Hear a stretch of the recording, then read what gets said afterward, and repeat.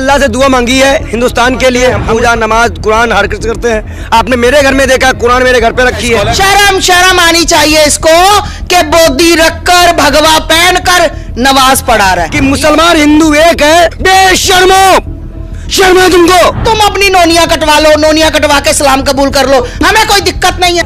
इस जमीन में पैदा हुए, इसी जमीन में पैदा हुए तो हम करते रहेंगे। अगर इसे गुनाह माना जाता है सरकार में तो गुनाह करते रहेंगे। देखिए, बिस्मिल्लाहिर्रहमानिर्रहीम, अस्सलाम वालेकुम, मैं रिजवान अंसारी। कैसे हैं आप? आई होप कि आप सब लोग ठीक होंगे। दोस्तों यार, वीडियो बहुत ही ज्यादा इंटरेस्टिंग होने वाली है क्योंकि हम इस वीडियो में देखने वाले हैं किस तरह से एक हिंदू पंडित मस्जिद में जाकर नमाज पढ़ता है और इसे देखकर जितने भी अंधभक्त होते हैं सब सुलग जाते हैं। दोस्तों, ये देखकर मुझे एक शायरी याद आती है किसी शायर की कि वो खफा है तो होने दो जान थोड़ी है, वो खफा है तो होने दो जान थोड़ी है, ये सब धुआं है आसमान थोड़ी है, और सभी का खून शामिल है यहाँ की मिट्टी में। हिंदू मुस्लिम सिख ईसाई सभी का खून शामिल है यहाँ की मिट्टी में, किसी के बाप का हिंदुस्तान थोड़ी है। तो चलिए आप देख लेते हैं वो हिंदू पंडित कौन है और वो किस तरह की बातें करते हैं अपने हिंदू और मुस्लिम भाइयों के बारे में। तो चलिए यार वीडियो को स्टार्ट करते हैं, चलिए देख लेते हैं। ये आज भगवान का घर है, अल्लाह का घर है। यहाँ से तो मैं एक आवाज लगा दूं कि आप आवाज नहीं दबा सकते, चाहे आप उठाओ चाहे जेल में डाल दो। भाई हमारी आवाज तब बंद होगी जब तक हम मरेंगे नहीं। या तो आप जान से मार दो या तो आवाज हमारी बोलने दो। देखिए, हमने अल्लाह से दुआ मांगी है हिंदुस्तान के लिए। हम उस परंपरा को मानते हैं। हम पूजा नमाज कुरान हर कुछ करते हैं। आपने मेरे घर में देखा, कुरान मेरे घर पे रखी है, गीता मेरे घर पे रखी है। यही तो हिंदुस्तान है। यही हिंदुस्तान है जहाँ टोपी और दाढ़ी ऐसे चलते हैं। है कोई ऐसा? बताइए कोई देश है? लोग तो बोलेंगे आपने धर्म ही बदल लिया। अब लोगों का काम वसीम रिजवी धर्म बदल सकता है भैया। लोगों का पंडित को मस्जिद में बुला लिया, अब क्या चाहिए? एक पंडित, और मेरी बात सुनिए, ये देश का रीति रिवाज, ये देश का सद्भाव, ये भाईचारा। बेशर्मो, शर्म है तुमको? इस जमीन से कोई हटा सकता है ना इस जमीन से कोई भगा सकता है। ये जमीन मेरी है और मेरे बाप की है। इस जमीन में पैदा हुए, इसी जमीन में पैदा हुए हम, इसी जामा मस्जिद पे और इसी हिंदुस्तान की जमीन पे ये जामा मस्जिद है। इसी हिंदुस्तान में हम पैदा हुए हैं और जब तक जिंदा रहेंगे, बार बार कहते हैं हम पंडित और मौलाना कि बार बार सवाल करते रहेंगे, बार बार जनता के मुद्दों को उठाते रहेंगे। तो हम करते रहेंगे। अगर इसे गुनाह माना जाता है सरकार में तो गुनाह करते रहेंगे। आवाज पर है जब हमें कौन पढ़ाएगा? विजय पंडित इसको पूछो, खुद कुछ पढ़ना आता है इसको? विजय पंडित को? अरे शर्म आनी चाहिए इसको कि बोदी रखकर भगवा पहन कर नमाज पढ़ा रहा है। ये कौन सा भाईचारा? कौन सा भाईचारा? Inclusive democracy. विजय पंडित, तू बहुत बड़ा बन रहा है ना कि मुसलमानों के साथ ऐसा नहीं होना चाहिए। हम हिंदू मुस्लिम सिख ईसाई भाई भाई, सिख और हिंदू भाई भाई तो हो सकते हैं, हिंदू मुस्लिम भाई भाई हो सकते हैं, नहीं हो सकते। नकली लोगों को मैं कहना चाहती हूँ, एक के होकर चलो। या तुम सनातन के रहो, भगवा पहनो, बोदी रखो, सनातन के हमारे बच्चे हो, या तुम अपनी नोनिया कटवा लो, नोनिया कटवा के इस्लाम कबूल कर लो, हमें कोई दिक्कत नहीं है। ये विचार तो मस्जिद में आके नहीं आए, ये विचार तो मोहम्मद समीर ने पंडित को नहीं सिखाए। ये इंसानियत के विचार हैं। जितने लोग नहीं मारे गए उतना रिलीजन के नाम पे मारे बड़े गए गौर लोग। से सुनिएगा। समझो हिंदू मुस्लिम है या ईसाई मुस्लिम है सारे वर्ल्ड में, तो ये गलत नहीं है। और दूसरा एक बात बताने का है कि कई सालों पहले जब अयोध्या का वो हो गया था तो जाकिर नायक ने मुझे बताया था कि अगर कोई हिंदू है मदद चाहता है तो मैं करेगा हम लोग, तभी मुझे बोला था। तो यही असली भाईचारा है ये आलमी। महेश मेहता भाई जो है माशाल्लाह, हमारे इदारे जब इदारा शुरू हुआ था 1991 में, उस वक्त से माशाल्लाह आ रहे हैं। और उस वक्त जो कोई हमारे लाइब्रेरी में से सबसे ज़्यादा जो वीडियो कैसेट लेता था, कोई मुसलमान भी इसका मुकाबला नहीं कर सकता था माशाल्लाह।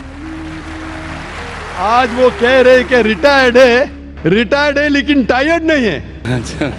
रिटायर्ड है लेकिन टायर्ड नहीं है माशाल्लाह। अभी भी हर कॉन्फ्रेंस में हमारे आते हैं और अक्सर सवाल पहले पूछते हैं और कहते हैं कि मैंने उस वक्त कहा था और अब भी कहता हूँ, अगर कोई हिंदू की मदद करना, हर इंसान की मदद करना फ़र्ज़ है, चाहे हिंदू हो या ईसाई हो या मुसलमान हो। और अब भी माशाल्लाह हम हिंदुओं की मदद करते हैं और इंशाअल्लाह करते रहेंगे।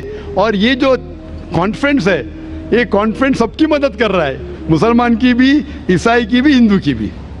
जहाँ तक कि आपका सवाल है, और बहुत अहम सवाल है, बहुत अच्छा सवाल है कि इस्लाम में किसी दूसरे का कत्ल करना गलत है, फसाद फैलाना गलत है, मासूम का कत्ल करना गलत है, चाहे हिंदू या मुसलमान हो। लेकिन आज की तारीख में धर्म की बुनियाद पर कत्ल हो रहा है हिंदू मुस्लिम में, और इतना कत्ल हो रहा है कि जितना वर्ल्ड वॉर 1 और 2 में नहीं हुआ।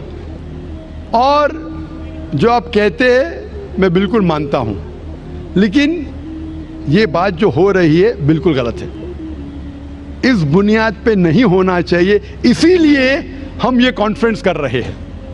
हम ये कॉन्फ्रेंस क्यों कर रहे हैं? अगर हिंदू मुसलमान को सही तरीके से समझे और मुसलमान हिंदू को सही तरीके से समझे तो ये लड़ाई मिट जाएंगी। और आपने मेरे लेक्चर सुना होगा, इस टेररिज्म मुस्लिम मोनोपोली, ये टेररिज्म मुस्लिम मोनोपोली जो है, उसमें मैंने कहा कि कोई धर्म नहीं सिखाता दूसरे धर्म वालों का कत्ल करना। अब भगवत गीता पढ़ो, वेद पढ़ो, कुरान पढ़ो, बाइबल पढ़ो, ये नहीं सिखाता। लेकिन मेरे नज़दीक ये मोनोपोली जो टेररिज्म की है वो है पॉलिटिशियनों की। ये पॉलिटिशियन लोग जो है ये आम तौर पे भड़काते हैं लोग को धर्म की बुनियाद पर, और हम मासूम लोग उनके भड़कावे में आ जाते हैं। आप जो देखेंगे जितने दंगे फसाद हुए, चाहे गुजरात में हो, चाहे अयोध्या में हो, चाहे बॉम्बे में हो, इसकी बुनियाद कौन थे? पॉलिटिशियन। वो गरीब को उकसाते हैं। वो बेचारा गरीब अपने खुद के धर्म के बारे में नहीं जानता है और वो इनको भड़काते हैं। इसीलिए ये दंगे फसाद होते हैं। और इस देश में, हिंदुस्तान में सबसे ज्यादा दंगे फसाद होते हैं धर्म के नाम से। इसीलिए इस कॉन्फ्रेंस के जरिए, अभी आप माशाअल्लाह आप हमारे वहाँ इदारे में आते, कॉन्फ्रेंस में आते, आपको इस्लाम धर्म से बिल्कुल शिकायत नहीं। कोई मुसलमान अगर आपके खिलाफ होगा, कुछ आपको तकलीफ देगा तो बेशक आप उसके खिलाफ होते, लेकिन ओवरऑल आपको इस्लाम के बारे में कोई गलतफहमी नहीं होगी तो आप मुसलमान से अच्छे तरीके से बर्ताव करेंगे। जहाँ तक कि मैं जानता हूँ, आप माशाअल्लाह मेरे साथ हमेशा अच्छा बर्ताव करें और इंशाअल्लाह करते रहेंगे। तो इस गलतफहमी को दूर करने के लिए ऐसे कॉन्फ्रेंस मेरे हिसाब से और होना चाहिए। जिस तरीके से कुरान मजीद में कहा गया है, तालव इला कलिमतिन सवाइम बैना बैनकुम, सूरह अल इमरान सूरह नंबर 3 आयत नंबर 64 में, आओ उस बात की तरफ जो आप और हमें यकसा है। इख्तिलाफ तो रहने वाला है, हम इख्तिलाफ के ऊपर बहस ना करें, जो यकसानियत है उसके बारे में बात करें। मैं चाहूँ तो एक लंबी तकरीर कर सकता हूँ, difference between Islam and Hinduism, difference between Islam and Christianity. ये मैं चाहता भी नहीं हूँ और करूँगा भी नहीं, क्योंकि मैं अमन चाहता हूँ। तो अमन की बुनियाद एक दूसरे को समझने के बाद ही हो सकती है, और ये समझे कि हमारा ईश्वर एक है, हमारा पालने वाला एक है, हमारा खालिक एक है। और अगर हम एक ही खालिक की इबादत करें और उसी को माने तो ये धर्म की बुनियाद पर फसाद बिल्कुल मिट जाएंगे।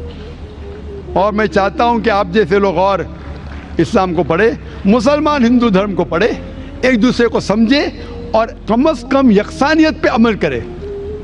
जो इख्तिलाफी बातें हैं उसके बारे में कल डिस्कस कर सकते हैं, आज कम से कम यकसानियत पे अमल करेंगे तो इंशाअल्लाह ये दंगे फसाद बंद होंगे और ये कत्ल एक दूसरे का धर्म की बुनियाद पर बंद हो जाएगा। अच्छा, मेरे लिए मैं बता दूं कि मैं हिंदू मुस्लिम में भेद नहीं रखता हूँ, और मैं कई मुस्लिम यतीम खाने पूरे इंडिया में वहाँ डोनेशन दिया है। मैं ज़कात तो नहीं बोलेगा क्योंकि मैं मुस्लिम नहीं है, तो मैं भेद नहीं करता हूँ, समझा? माशाल्लाह महेश भाई, वही तो मैं कहता हूँ, अगर बाकी हिंदू भी आपकी तरह इस्लाम को जाने और समझे तो इंशाअल्लाह ये नफरत मिट जाएंगी और हम हिंदू मुस्लिम एक हो जाएंगे।